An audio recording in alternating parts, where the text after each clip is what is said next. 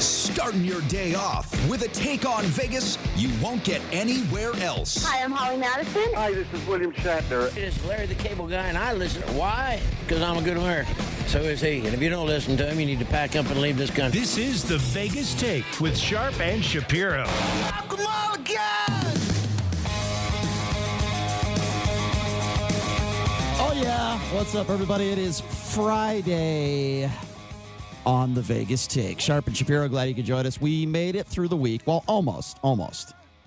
We're going to have a nice, long 3-day weekend. I know JD is really excited for that. JD's also excited that he's going to get to do the news at 10 o'clock. I'm forcing him to do the news, and it makes him very uncomfortable, but he's going to have to read some scripts, so that'll be a lot of fun. You don't want to miss that. But we have a lot to get to today. Coming up at the bottom of the hour, we have Daniel Lippman from Politico, the latest on all the political news in the last 24 hours. And trust me, there's a lot. We're going to touch on a few here in just a few minutes.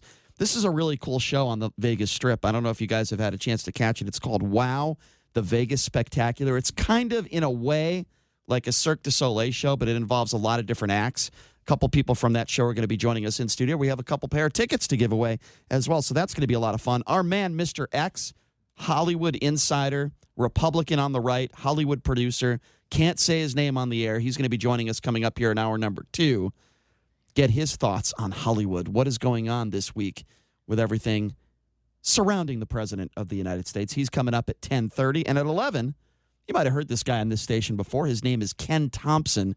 He knows college football inside and out. It's going to be a very intellectual conversation between him and J.D. Sharp. Maybe they'll give away a few of their plays this weekend. And some pretty big football games coming up today as well. So we'll get to all that. Jam-packed show.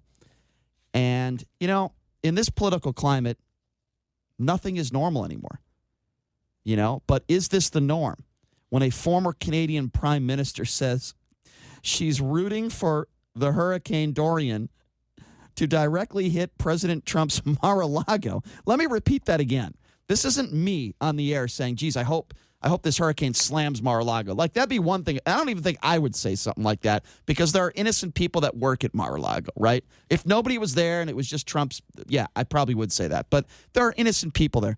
A former Canadian prime minister. I'm sure Trump's got a giant insurance policy on that place. Well, her name is Kim Campbell. She's Canada's first and only female prime minister.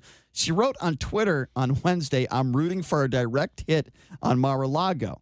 She also continued her tweeting yesterday about the storm and how it appears to be heading toward Mar-a-Lago. She says, well, we will see if Mrs.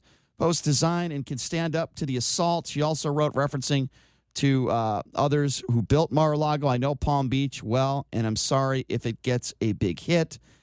And she just goes on and on, egging people. And then one person on Twitter replied by saying, what the heck is wrong with you? There are real people who live and work there. She replied, as there are in Puerto Rico, sorry you don't get stark, but Trump's indifference to suffering isn't tolerable. Okay, that's a fair response. I still don't think it's appropriate for anybody, let alone a former prime minister, to be saying that they hope Donald Trump's Mar-a-Lago gets hit.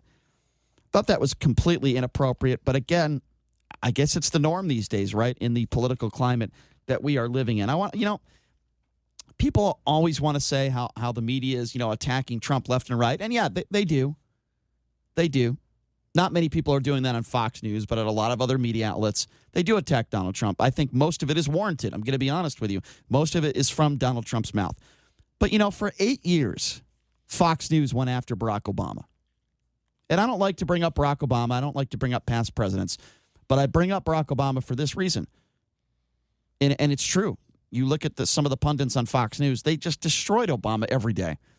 Barack Obama still did interviews on Fox News. He did Bill O'Reilly's show several times. He did, Wallace. He went on Fox News, and he didn't tweet out that he would never go on Fox News again if he didn't like the coverage.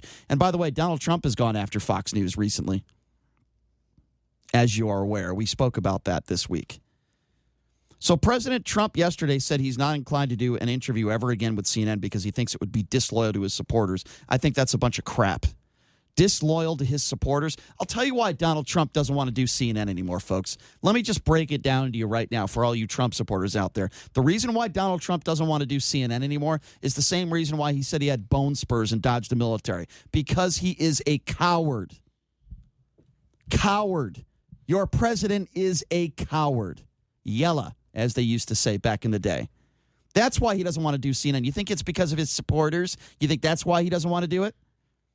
This is what Donald Trump said. He said, they are begging me to do an interview. By the way, there's no proof of that anyone at CNN is begging him to do an interview. I'm sure they've requested interviews, but begging. Oh, they would love, it'd be their highest rated interview in the last 2 years. They definitely want an interview from Donald Trump. Any media outlet would want to interview Donald Trump, including our show. But to say that they are begging, it's just him, over zealous or whatever he went, attacking CNN. He said they are begging me to do an interview, and I just think it would be disloyal to my followers. Yeah, because Donald Trump is when you think of Donald Trump, the first thing you think of is, wow, what a really loyal guy he is. He's playing hard to get. He's going to do an interview because he has to. Unless he believes that the 2020 election is already won, he's going to do an interview, and it's going to be a toned down interview. He's going to try to get some followers. He's going to try to accrue some votes from CNN during this interview. But what he's doing, he's playing hard to get. He's going to make them beg for it, and then he'll eventually do it. I don't think he will. I think you're wrong. Absolutely. I think he has to. Trump has not sat down for an interview with CNN since he took office, though he did speak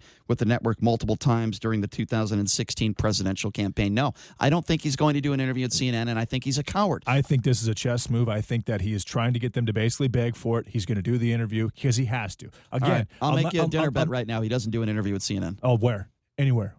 Yeah. Give me a restaurant. Well, I don't know about the restaurant. Nobody cares. Scotch 88. Fine.